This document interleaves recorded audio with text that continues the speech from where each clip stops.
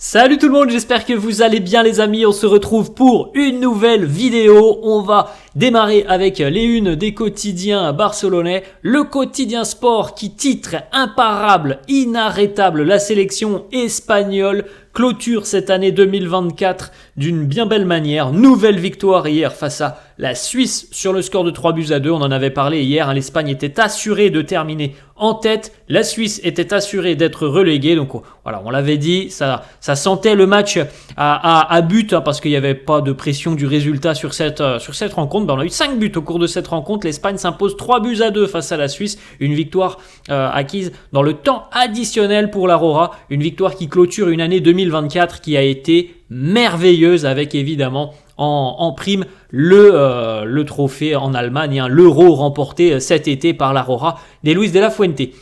Petite information juste là sur le quotidien sport qui concerne le Barça. El renacer de Gavi tras su lesión, on en parlera dans quelques instants. Gavi qui postule et va postuler dans les prochaines semaines à une place de titulaire. Là, petite déclaration aussi de Jonathan David, on la regardera dans quelques instants. C'est un vrai appel du pied du Canadien au Barça. Mundo Deportivo qui titre Idolo Pedri. Pedri qui était de retour chez lui hier aux Canaries. On rappelle que Pedri est originaire des Canaries. Il a joué donc hier du côté de Las Palmas chez lui. Bon, il a raté un penalty malheureusement Pedri et il nous a fait peur aussi puisqu'on regardera l'image dans quelques instants. Il y a eu un tacle très impressionnant sur Pedri. Et heureusement, il s'est relevé parce qu'on l'a vu se tenir tout de suite à la tête lorsqu'il y a eu ce tacle. Il s'est relevé, il a même pu continuer à jouer, mais franchement un très vilain tacle. On va regarder l'image dans quelques instants et je pense qu'on n'est pas passé loin du drame pour Pedri. On poursuit les amis donc avec le petit récapitulatif des Barcelonais qui étaient sur la pelouse hier et donc impliqués sur cette rencontre. On a eu donc Pedri qui a joué 79 minutes et qui a raté un penalty qui a été repris par la suite, il n'avait pas marqué le penalty mais ça a suivi derrière et on a pu marquer côté espagnol.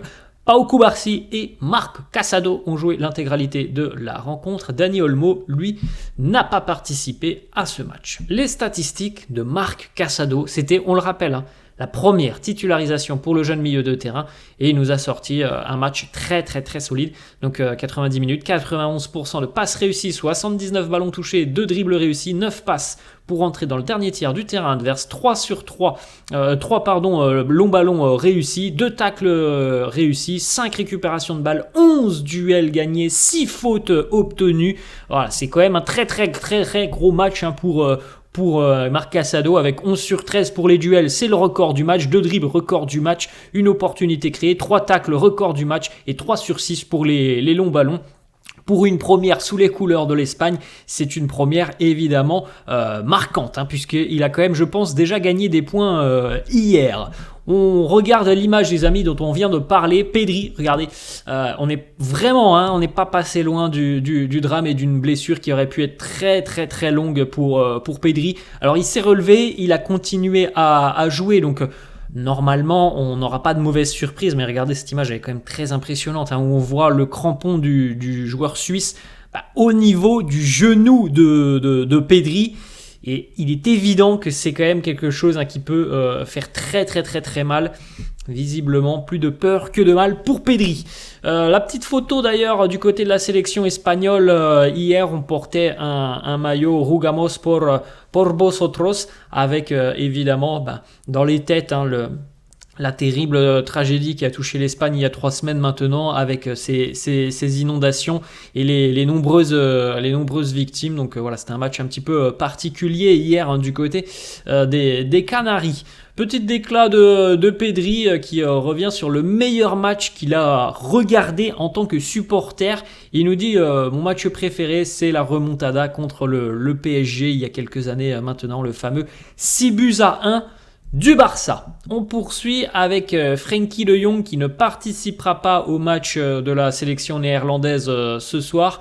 Il a quitté hier la sélection des Oranges pour rentrer du côté de Barcelone pour se reposer. Donc c'est normal, on avait vu les déclarations la semaine dernière, on en avait parlé d'ailleurs. Il est normal de ne prendre aucun risque avec Frenkie de Jong qui visiblement à l'heure actuelle n'est pas en mesure de jouer 90 minutes et il n'est pas en mesure non plus d'avoir une répétition, donc de rejouer 3 jours après un match où il a joué je crois 70 minutes ce week-end. Donc c'est tant mieux, il n'y a pas de risques qui ont été pris du côté des Oranges, et d'ailleurs il semblerait que le Barça avait convenu avec la fédération hollandaise que De Jong ne participerait qu'à un seul match.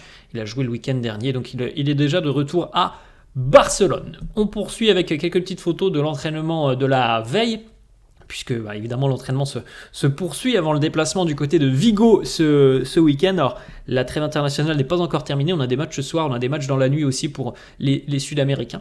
On avait évidemment l'entraîneur Hansi Flick à l'entraînement hier. Szczęsny, le portier polonais, Fermín López aussi présent. On avait aussi Alejandro Balde au duel avec Gavi. Petite photo d'ailleurs qu'on retrouve avec le sourire pour Gavi. Petite information d'ailleurs qui concerne Gavi. Gavi est à l'heure actuelle un peu frustré, déçu de son temps de jeu qui n'excède pas les 10 minutes par match. Il veut jouer plus. Mais Hansi Flick a été avisé par le staff médical du Barça qu'il ne fallait prendre aucun risque avec Gavi, et il est donc normal de le voir être limité dans son temps de jeu. Maintenant, on peut penser évidemment que les matchs passants, on va avoir plus de temps de jeu pour Gavi. On peut comprendre sa frustration.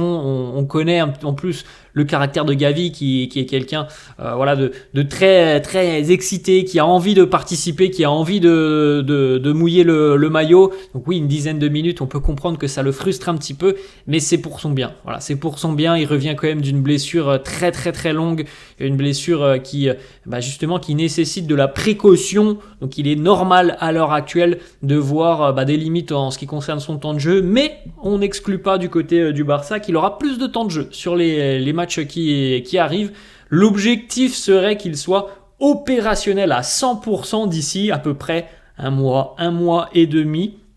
Ça prend encore un peu de temps. Voilà, on a vu, il y a une dizaine de minutes, il passera certainement à 20, à la demi-heure, et puis après, il y aura certainement une titularisation pour Gavi qui arrivera dans les prochaines semaines. Mais on ne veut surtout prendre aucun risque et surtout ne pas risquer une rechute pour Gavi. Une petite déclaration que l'on a vue tout à l'heure, les amis, sur la une de Sport et de Mundo Deportivo. Donc les deux quotidiens catalans nous ont proposé cette déclaration de Jonathan David. C'est un véritable appel du pied, un véritable clin d'œil. Vous voyez ça comme vous voulez. En tout cas, Jonathan David, il n'a pas caché ses ambitions, il n'a pas caché son envie de rejoindre le Barça. Il nous dit: le Barça, c'est l'équipe que je supporte depuis tout petit. Quand on grandit et qu'on supporte une équipe, jouer pour elle devient un rêve. Voilà, il l'annonce ouvertement. On rappelle, Jonathan David, libre de tout contrat à l'été 2025, donc dans moins d'un an il sera libre. Il quittera certainement Lille, à moins qu'il y ait une prolongation d'ici là, mais en tout cas son avenir ne s'écrit pas du côté de Lille. C'est un attaquant qui a la cote, Jonathan David, et je crois qu'il a déjà plus de 65 buts en Ligue 1 depuis qu'il est arrivé avec le club nordiste. C'est un attaquant qui a la cote. Il n'y a pas énormément d'attaquants sur le marché on parle évidemment de grands attaquants, et c'est un joueur qui est suivi par les plus grands clubs. En tout cas, lui ne se cache pas, son envie, son rêve, c'est de jouer pour le Barça. On sait que le Barça suit attentivement sa situation. Évidemment, de se dire que le joueur est déjà fou amoureux du Barça, c'est quand même un gros point positif pour les dirigeants catalans, si toutefois ils ambitionnent une arrivée de l'attaquant canadien, et si toutefois ils ont envie de recruter Jonathan David, parce que lui visiblement il ne dirait absolument pas non à une arrivée du côté du Barça. Petite stat sur le trio Lewandowski, Lamine, Rafinha. Donc cette saison, Lewandowski, c'est 19 buts pour 2 passes décisives. Lamine Yamal, c'est 6 buts pour 8 passes décisives. Et Rafinha, 12 buts pour 8 passes décisives. L'un des meilleurs trios, si ce n'est peut-être le meilleur trio d'Europe. On poursuit, on a des déclarations intéressantes du docteur qui a opéré Ansu Fati du genou.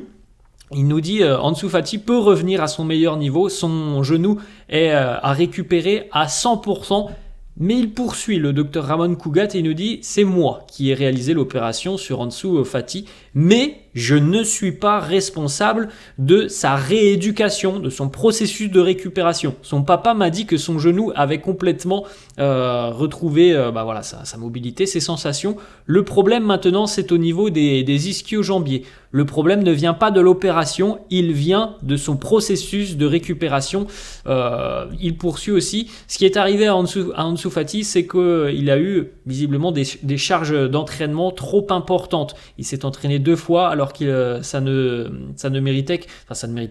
nécessitait qu'un seul entraînement. Ça a causé des problèmes au niveau du genou qui a commencé à enfler. Le problème n'est pas l'opération, mais tout simplement le processus de récupération, sa réhabilitation, sa rééducation. C'est de là que vient le problème.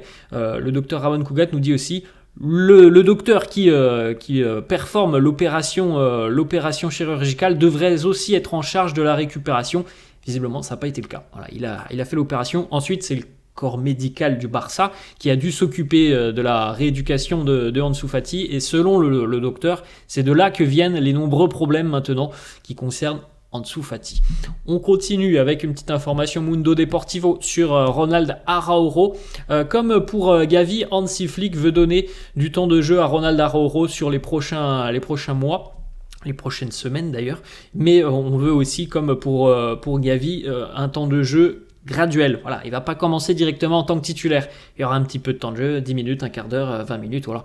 Vous connaissez un petit peu la chanson. On a une autre information, on va terminer là-dessus d'ailleurs, ça concerne Andreas Christensen, toujours blessé. On n'a pas encore de date de retour exacte, mais ça ne devrait pas trop tarder pour Andreas Christensen. Il est pratiquement exclu des plans du Barça, des plans futurs du Barça.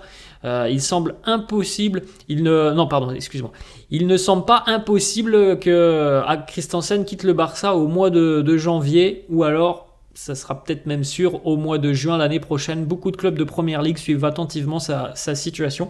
C'est dur pour Andreas Christensen parce que malheureusement, il y a eu beaucoup de joueurs qui ont émergé du côté de Barcelone et maintenant on peut se dire que ça va être très très très compliqué pour lui d'aller chercher un poste.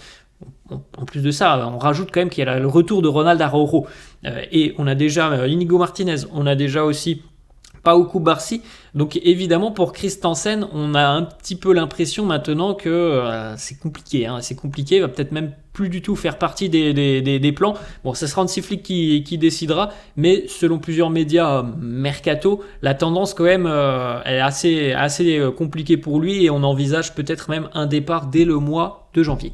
Voilà les amis, la fin de cette vidéo, j'espère que ça vous a plu. N'hésitez pas comme d'hab à lâcher un petit pouce bleu. Merci à tous ceux qui s'abonnent, merci à tous ceux qui lâchent des petits pouces bleus. Je vous souhaite une très bonne journée et je vous dis à la prochaine. Ciao.